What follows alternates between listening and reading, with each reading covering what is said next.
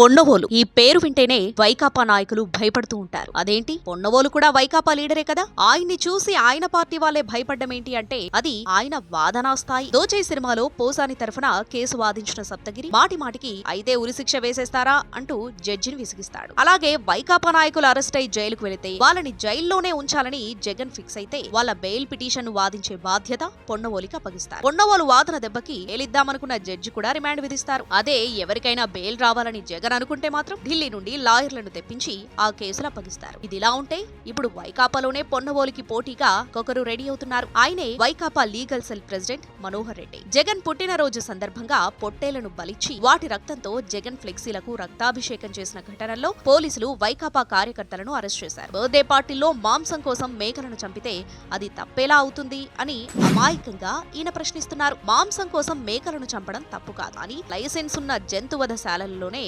జంతువులను చంపాలని supreme court clear గా చెప్పింది. అలాగే బహిరంగ ప్రదేశాలలో, మతపరమైన ప్రదేశాలలో జంతువులను బలివ్వడాన్ని ఆంధ్రప్రదేశ్ ప్రభుత్వం 1950లోనే చట్టం ద్వారా నిషేధించింది. సుప్రీంకోర్టు ఆదేశాల ప్రకారం అలాగే ఆంధ్రప్రదేశ్ చట్టాల ప్రకారం కూడా జగన్ అభిమానులు చేసింది తీవ్రమైన నేరమనే కాగ్నిజబుల్ అఫెన్స్.